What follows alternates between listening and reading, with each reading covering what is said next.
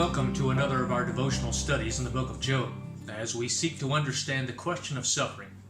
I'm Pastor Greg Bing of Grace Bible Church in Fort Worth, Texas, and glad that you've decided to join us today for this study from God's Word. In our last study, we began looking at Job's response to his three friends after they had gone through their first round of contention and supposed comfort of him. Job first addresses his words to these friends, insisting, number one, that he was not inferior to them. In spite of his terrible sufferings, they held him in contempt and believed that he was inferior in so many ways. He insisted he wasn't, that his knowledge was as good as theirs. He rebuked their supposed wisdom because they were aged, and talked about the fact that their knowledge of God and His ways was incomplete. He related the wisdom and might of God as he understood it, showing that God works in ways that we can't always understand. And when God works, the things that He does cannot be undone. They cannot be resisted. So he warned his friends that their dishonest words, spoken supposedly in behalf of God, would bring upon them judgment from God, and wondered if they were ready for that.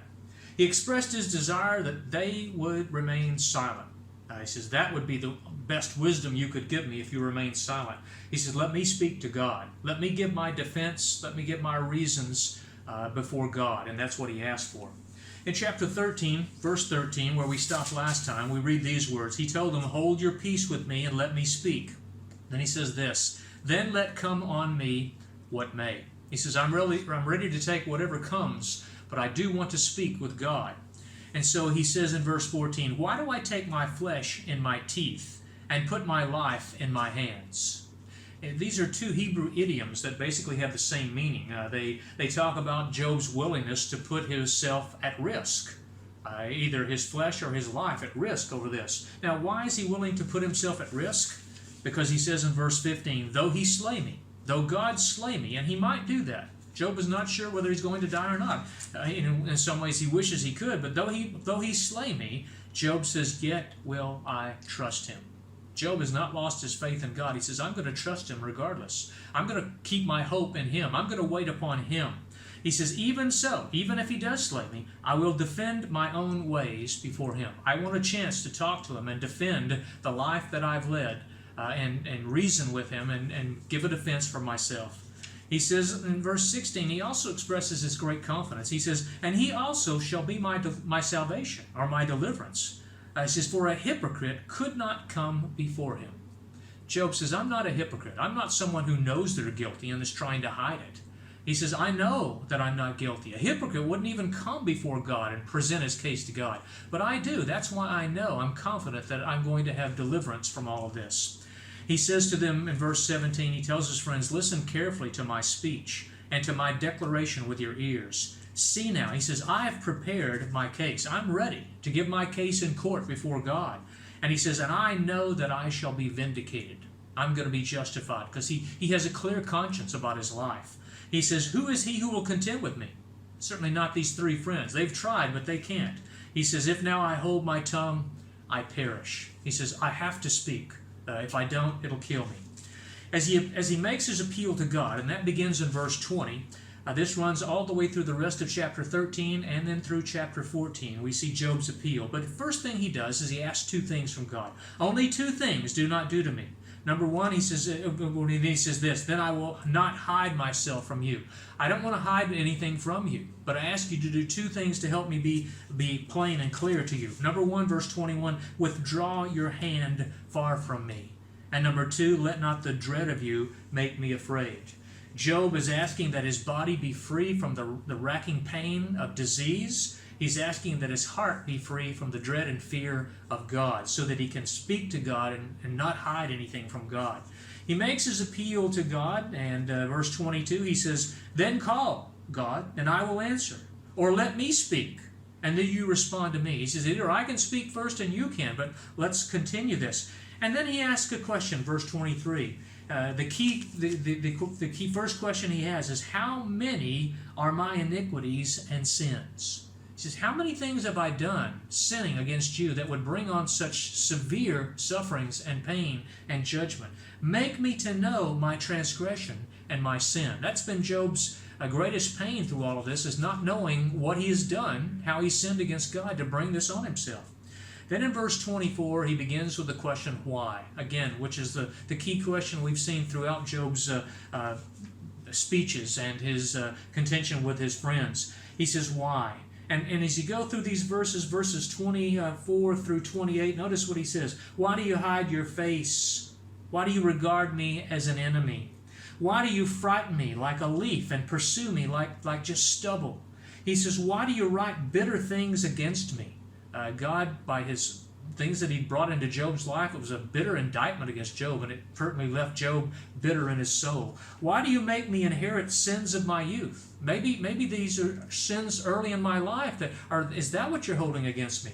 He says, why do you put my feet in the stocks like a prisoner? Why do you watch my paths so closely? Why do you limit my feet and what I can even do? Why do I decay like a rotten thing, like a moth-eaten garment? Because that's what he feels like his life is. His health is decayed. It's like a rotten and moth-eaten garment. Why has all of this happened to me? As we move on to chapter 14, we look at the first 6 verses. We see that Job reflects on the brevity and the misery of man's life in general. He says, man who is born of woman is of few days and full of trouble. He comes forth like a flower and then fades away. He flees like a shadow and does not continue. And do you open your eyes on such a one, and bring me to judgment with yourself? Who can bring a clean thing out of an unclean? No one. Since his days are determined, the number of his months is with you. You have appointed his limits, so that he cannot pass. Look away from him, that he may rest, till like a hired man he finishes his day. He says, man is born of woman, which means he's born in sin into this world. His days are few, and the days that he has are full of turmoil. He says he comes forth like a flower, but he quickly fades away. He flees like a shadow, and his life does not remain. He asks God, why would you even open your eyes on such a one as this? Why would you even consider and think of it? Why are you mindful of even him? And why do you bring me specifically to judgment with you? He says, man has so little control over his own life.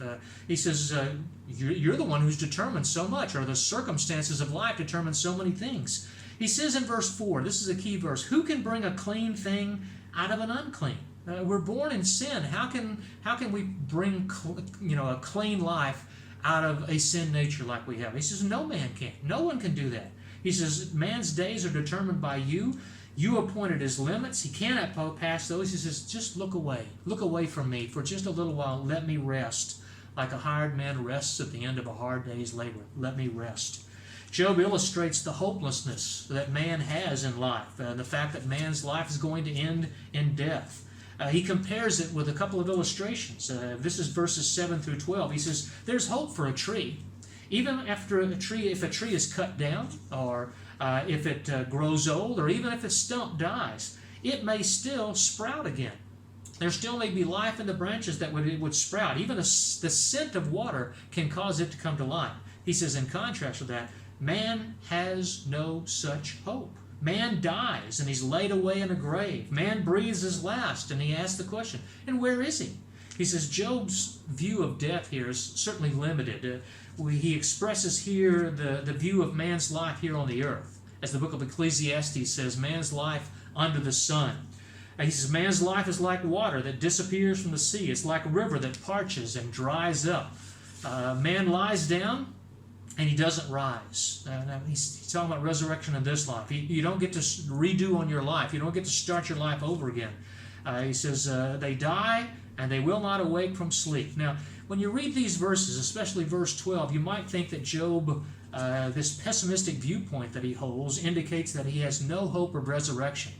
But in verses 13 through 17, we see that there is hope in Job's heart about what God can provide. In particular, hope of resurrection.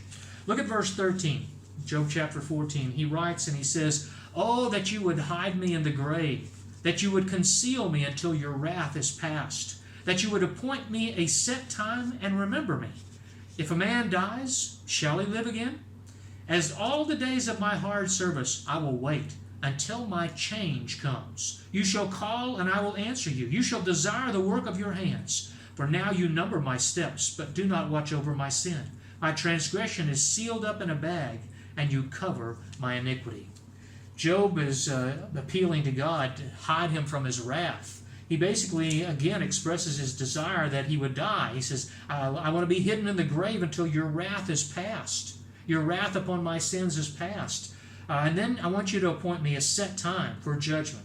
And then I want you to remember me and remember my life and the way I live my life. Because if a man dies, will he rise again? Oh, that's not so much a question as an exclamation of truth. Job believes that. He says, he waits until his days of hard service are over. He says, until my change comes. The word for change means regeneration, a revival, a change of raiment or clothing. It's like we read in 1 Corinthians 15. He says, we shall not all sleep, but we shall all be changed.